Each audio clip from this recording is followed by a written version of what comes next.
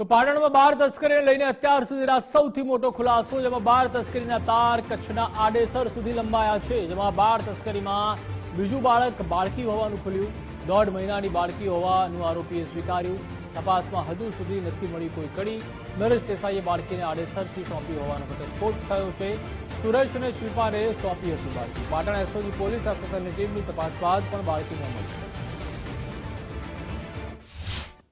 બાળ તસ્કરીનો જે ચકચારી જે મામલો છે તે આજે જે પાટણથી બનાસકાંઠા સુધી પહોંચ્યો હતો અને બનાસકાંઠાથી જે છે તેના છેડા તે આડેસર સુધી પહોંચ્યા છે। મારા પાછળના દ્રશ્ય છે કે જે સુરેશ ઠાકોર, શિલ્પા ઠાકોર અને ત્યારબાદ જે સ્વરૂપજી ઠાકોરનું જે નામ આવ્યું હતું, જે બાળક જે છે પાટણના અંદર જે વેચવામાં આવ્યું તે બાળક તો મળી ગયો છે, પરંતુ ત્યારબાદ જે નરેશ દેસાઈ જે ડોક્ટર છે, જે આડેસરના અંદર જે પોતાનું દવાખાનું જે ચલાવે છે, જે બોગસ ડોક્ટર તરીકે દવાખાનું ચલાવે છે, તેના દ્વારા જે ધીરેન ઠાકોર છે તેને એક બાળક પણ આપવામાં આવે છે અને તે બાળક છે તે પાટણના હોસ્પિટલ લાવવામાં આવે છે। ત્યારબાદ તે બાળક છે તે મરી જવા પામે છે, પરંતુ તે બાળકને કઈ જગ્યાએ તે દફન કરવામાં આવ્યું છે, દફનની જગ્યા પર આજે પાટણની એસઓજી ટીમ અને પોલીસનો કાફલો છે, એફએસએલની ટીમ, મામલતદાર સહિતના જે લોકો છે તે જે જગ્યાએ બાળકને દફન કરવામાં આવ્યું છે તે જગ્યાએ પોલીસની ટીમ સાથે અને એસઓજીની ટીમ સાથે તેને એ દફન જગ્યા પર આવ્યું છે અને બાળકને હાલ તો શોધવાની તજવીજ હાથ ધરી છે। અને ત્યારબાદ કહી શકાય કે જે બાળક છે તે ક્યારે દફનાવવામાં આવ્યું હતું, કોના દ્વારા આવ્યું હતું, એ બધી જ વિગતો છે તે બહાર આપવામાં આવશે।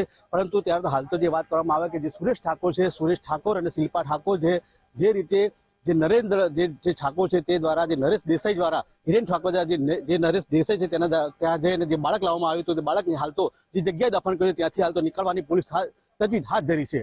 અખ્તર મંસૂરી, ગુજરાત ફર્સ્ટ, પાટણ। પાટણના બાળ તસ્કરી મામલામાં જે દાદરની જે કહી શકાય કે જે બનાસકાંઠાની નદીના અંદર બનાસ નદીના અંદર જે બાળકીને જે મૃત શોધવા માટે આવી હતી, પરંતુ પાટણની એસઓજી ટીમ છે તેને શોધવા માટે નિષ્ફળ નીવડી હતી। પરંતુ ત્યારબાદ તે પાટણના ડોગ સ્કોડને પણ બોલાવવામાં આવ્યો હતો, પરંતુ ડોગ સ્કોડ બોલાવ્યા બાદ પણ તેના કોઈ પણ જાતનું જે અવશેષો છે તે નથી મળ્યું। તેના જ કારણે હાલ જે એસઓજી ટીમ છે તે હાલ તો પરત ફરી રહી છે।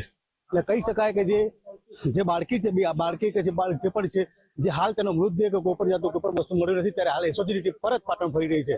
અખ્તર મંસૂરી, ગુજરાત ફર્સ્ટ, પાટણ। પાટણ બાળ તસ્કરીના મામલાના અંદર જે બે આરોપીની સવારે જે અટકાયત કરવામાં હતી, ત્યારબાદ જે કબૂલાત કરવામાં આવી અને આડેસરના જે નરેશ દેસાઈ જે ડોક્ટર છે તેના દ્વારા જે ધીરેન ઠાકોરને જે વાત કરતા જે સુરેશ ઠાકોરના બોલાવવામાં આવે, ત્યારબાદ જે બાળક છે તે બાળકને તે પાટણની નિષ્ઠા હોસ્પિટલમાં લઈ જવામાં આવે છે। ત્યારબાદ તે બાળકને ત્યાં દાખલ કરવામાં આવે છે। ત્યારબાદ તે બાળકને જે ત્યાંથી પરત લઈ જવામાં આવે છે। પરત લઈ ગયા બાદ ત્યાંથી દાદરથી જે કમલપુર જવાના રસ્તા પર જે બનાસ નદી આવે છે ત્યાં બાળકને જે બાળક છે તે મૃત થયા બાદ તેનો મૃતદેહ છે તે ખાડાની અંદર તેને દફન કરવામાં આવે છે।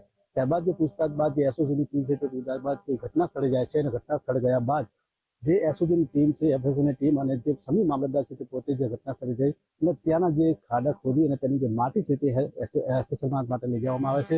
પરંતુ મહત્વની બાબત એ છે કે જે બાળક છે તે બાળકી તેની શોધખોળ માટે થઈને જે એસઓજીની સવારથી 4 થી 5 કલાકની જહેમત જેને ઉઠાવી હતી, ત્યારબાદ પણ કહી શકાય કે જે બાળક છે તે હજુ સુધી મળ્યું નથી। પરંતુ જે બાળક ના મળવાના કારણે જે પોલીસ છે અને જે એફએસએલ ટીમ છે તેની માટી લીધી છે। માટી લીધા બાદ હાલ તો તે પરત ફરી ગઈ છે। પરંતુ મહત્વની બાબત એ છે કે જે બાળક કે બાળકીની જે વાત કરવામાં આવી હતી કે બાળક કે બાળકી છે ક્યાંથી, હાલ તો સવાલ છે। પરંતુ મહત્વની બાબત એ છે કે આનાથી એક બાળક કે બે બાળક, પરંતુ કેટલા બાળકો આના અંદર તસ્કરીમાં સામેલ છે તે પણ હજી તો પોલીસ કમિશનના અંદર પોલીસ જે પણ તપાસ કરશે તેના અંદર આવશે। પરંતુ મહત્વની બાબત એ છે કે જે સુરેશ ઠાકોર દ્વારા 1 કે 2 જે બાળકો છે તેની તસ્કરી કરી છે કે આનાથી વધુ બાળકોએ તસ્કરી કરી તે પણ હજી તો પોલીસ તપાસમાં આવશે। અખ્તર મંસૂરી, ગુજરાત ફર્સ્ટ, પાટણ।